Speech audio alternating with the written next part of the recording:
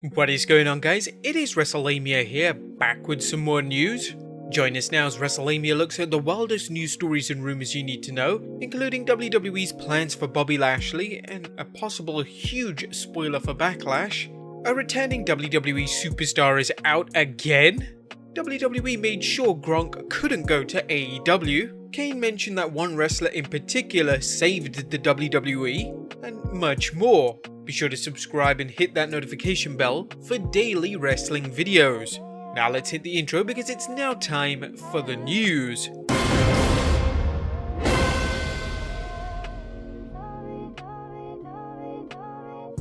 Now our first story looks at MVP out as a producer.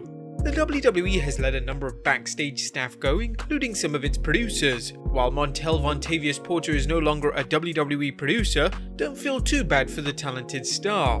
The 46-year-old MVP has been appearing on Raw as a regular basis, and PW Insider reports MVP has gone from a producer to a full-time in-ring talent. MVP has excelled as a manager, helping to get Bobby Lashley over as the Almighty has been elevated to a WWE Championship match. MVP is still able to compete in the ring, which means the WWE is getting both a talented manager and a talented veteran wrestler. Now his role as manager actually leads us on to the biggest story of the day, as we could see a possible huge title change at Backlash. A Backlash is less than 2 weeks away, and WWE have been hyping the event with Randy Orton vs Edge, claiming the match will be the greatest ever. This might be the biggest mistake ever. As we all know, hyping it as the greatest match will never live up to the fans' expectations.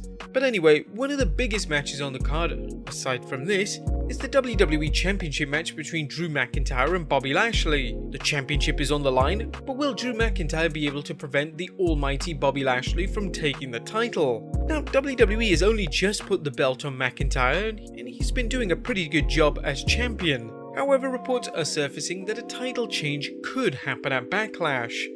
According to the Wrestling Observer newsletter, the reason why MVP was paired with Lashley was so that he could act as his mouthpiece, similar to why they paired Lio Rush and Lashley together. According to Meltzer, Heyman wanted MVP as Lashley's mouthpiece for a title run. Now this could put Bobby Lashley in the right step to meeting Brock Lesnar soon enough. As we reported quite a few weeks ago, WWE finally has plans of doing a Bobby Lashley vs Brock Lesnar meet, and making Lashley credible again is what will put him in that spot. What could be more credible than beating the WWE Champion? Lashley could then face Lesnar at SummerSlam, with the dream match finally happening. But what do you guys think? Would Lashley make an awesome champion with MVP by his side as his mouthpiece? Could you imagine these two mouthpieces going at each other? On one side you've got MVP, and on the other side you've got Paul Heyman. Next up, a returning WWE superstar is out again. The modern day Maharaja recently returned to our screens on Monday Night Raw, but sadly, he's out again, as Mahal posted a picture of himself with bandages on his knee, with the caption on Instagram, "Unfortunately, I had to go under the knife again to fix some knee issues. The journey has hit a speed bump, but I will be back stronger than ever." Man, Mahal just can't catch a break, can he? Next up, MVP talks first hiatus from the WWE. Now speaking of MVP, the double threat performer appeared on Lillian Garcia's Chasing Glory podcast, talking of how his dream was to wrestle in Japan, something he had talked to John Laurinaitis about many times. As MVP noted in his interview, Laurinaitis made his career in Japan. MVP has nothing but appreciation for Mr. McMahon. I will say this, love Vince McMahon or hate Vince McMahon, no matter what you feel about him, he's always treated me well. He gave me an opportunity when no one else would. He let me go fulfill a dream. He didn't have to let me out of my contract. He could have said no, but he said, okay, come back. The door is always open for you to come back. Come back in a year, 2 years, you'll be a bigger star when you come back. Johnny Ace agreed, saying, you'll only get better. It took me 10 years to get back. MVP explained he took several detours before returning to the WWE, first working in TNA where he enjoyed a sizable contract with a lighter schedule, and then he hit the indie scene before his young son's passion for the WWE convinced him to return there. MVP seems to be happy in his current role. Next up, WWE made sure Gronk couldn't go to All Elite Wrestling. Now not only is WWE releasing talent in droves, but talent themselves are also wanting out. One being the former WWE 24/7 champion Rob Gronkowski, who opted his release clause just this week. and WWE couldn't do anything about it as it was in his contract, and it's now known that Gronk is going back to the gridiron, but they also included a clause to make sure that AEW wouldn't snatch him if he opted out. According to Dave Meltzer, WWE did put in a clause in his release that by granting him his release, he couldn't work for any other wrestling promotion during the terms of the original contract. What's that we hear? I think we heard a sigh of relief from AEW fans. But hey guys, you're missing out on the Gronkmeister's moves. Next up, it seems that Kofi Kingston will never become WWE Champion again. Now, Kofi Kingston's journey to the WWE Championship will go down as one of the greatest stories in WWE history. Kofi would have a great title reign as well, but it all came down to a crashing end when Brock Lesnar defeated him in just seconds. Unfortunately, those who are hoping that Kofi will have another run with the championship might be disappointed to hear that WWE has no plans to put the belt or Kofi Kingston into the main event picture for a while. Sportskeeda's Tom Colahue recently reported, "There is no plan to have Kofi Kingston in the main event for a while yet, if ever again, so it would be the tag division he would go to if he was to move."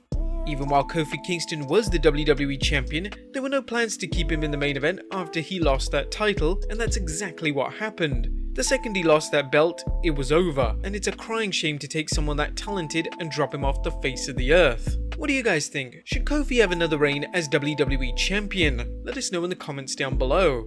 Next up, Kane said that this wrestler saved WWE. Kane recently appeared on Radio Times covering a number of topics, including the wrestler he feels saved the WWE at its darkest hour. When I came to WWE in 1995, things were terrible, frankly. He was the guy who was leading the charge into the Attitude Era, and Steve Austin came along, The Rock came along, Undertaker was still in the mix. We see Austin and The Rock as highs, but the reason the company survived to reach those highs was because of a guy like The Undertaker, and he probably doesn't get enough credit for that. 1995 was indeed an awful year not only for WWF but for WCW, as we all remember the infamous Dungeon of Doom storyline going on at the time. However, 1996 would see an incredible renaissance in both companies, leading to many great moments for wrestling fans. Next up, Arn Anderson explains Ryback's rise and fall in the WWE. Although the WWE Universe shouldn't expect a WWE documentary on the rise and fall of Ryback, former WWE producer Arn Anderson has his own thoughts on what went wrong for the big guy. During an episode of his podcast The Arn Show, Double A shared his memories of Ryback's time in the WWE. "I think Ryback got the look and first consideration because of his body, but then guys saw he could move and do some stuff and get around that ring. I do think, to his downfall, when you have an opinion and you believe in yourself, that's great as long as the guy sitting in the big chair believes in you too. But if you have a belief in yourself and you have an opinion about yourself and it is contrary to what is being thrown at you from creative, then it's not received very well. That might have been the ditch that he fell in, which was his demise."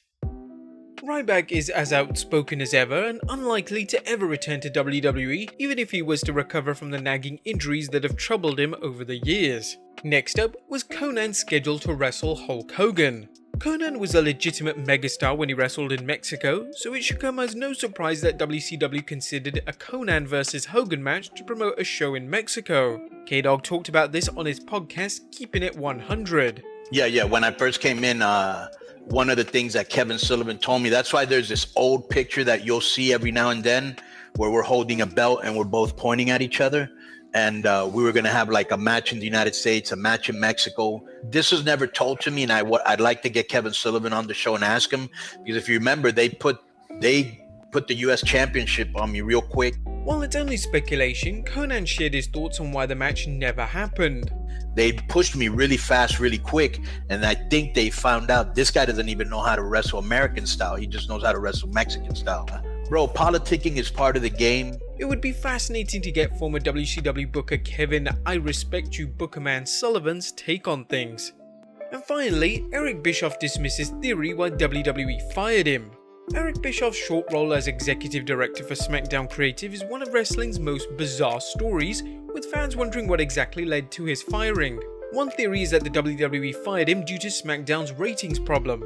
However, Eric Bischoff denies that was the reason. In an exclusive interview with TalkSport's Alex McCarthy, Bischoff explained, "I don't think my departure had anything to do with ratings. I think my departure had everything to do with Vince McMahon's expectations of how I would fill a brand new role that had never really existed before. He saw it one way and I didn't have that same clear understanding or picture of that role, so it was inevitable that it wasn't going to work out. I think it was just his assessment that, for whatever reason, I wasn't the right guy for the role, but I don't think it had anything to do with the ratings. If it did, Paul Heyman would have been fired, and he's still there.